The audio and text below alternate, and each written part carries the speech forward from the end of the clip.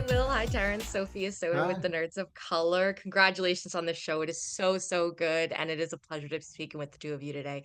Thank you for your time. Thank Thank you. you. Of course. So, Will, I'd love to start with you because you also executive produced the true crime podcast that the show is based on.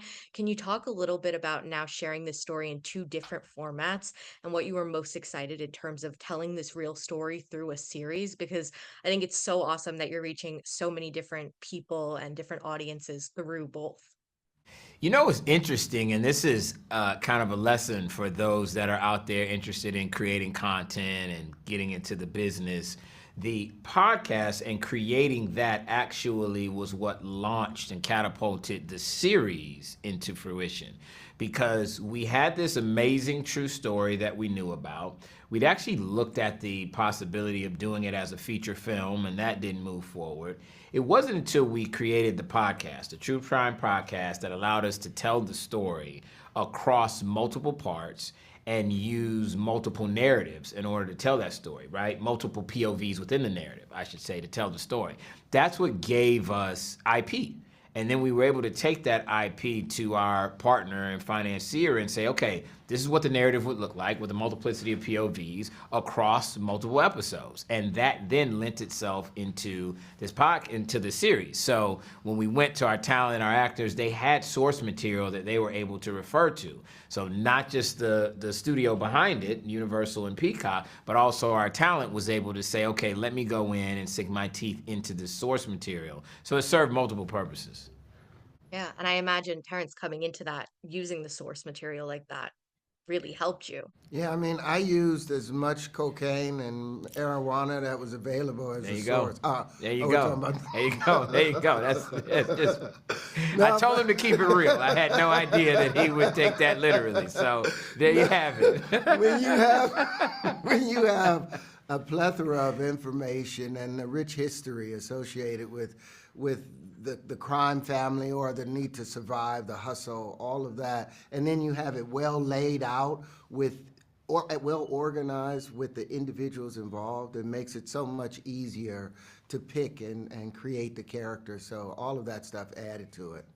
And I'm a firm believer that every movie, every show, every project in general, you can walk away with something, whether it's a lesson from the character or the story. Curious for the two of you, what is something you walked away with from this project, from this experience that you feel like you learned professionally or personally? I learned that I might not be the most handsome person in the business. Will told me that. It's not true.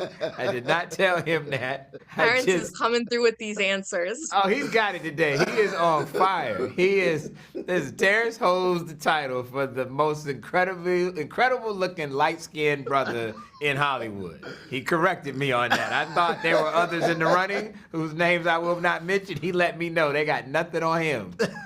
You know, it's interesting. It was. You know what I learned is that with a project like this, where you have some of the absolute best in the business, this is Terrence and I's first time being able to work together. This was like the energy, you know, that was there. And this team, like, I think that it goes without saying that they would all welcome the opportunity to work together again. They've all said that, made it very, very clear how much fun they had. You have to do that. And sometimes as a producer whose job it is to make sure that you are managing all the various pieces and talent from the writers, directors, to, of course, my on-screen talent, sometimes you wonder about that mesh and that chemistry. It was incredible. It was really strong. And I think you can see that. I think when you have a project and the chemistry is real, that it does come across because viewers have so many choices now. They want something that authentically feels, even if they're characters that are at odds with each other, they want to feel like it's an ensemble. And I've had the opportunity to work with some ensemble casts, but it's an ensemble that actually really had true, you know, chemistry and charisma together. I think that's the case in Fight Night. Yeah, it was like 100% is.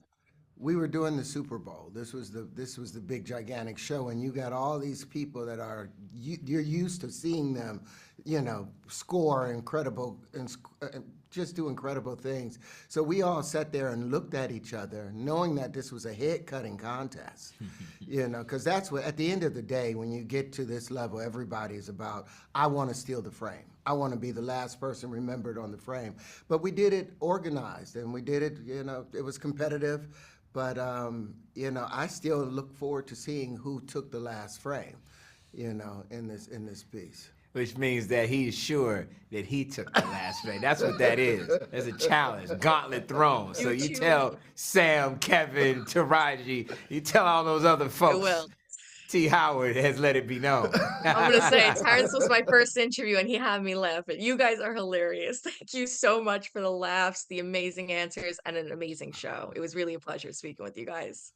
You too. Thank you so much. Thank you. Appreciate your time. In the lectures, fanboys, professional artists, and professors. Maybe a nerd who's just like you, talking about the things that you like too. So I invite you to the NOC. In full color, you see me. The hard knock life, comics, movies, and TV. Yeah, pop culture with a different perspective. Watch it on your screen, hit play, so check this.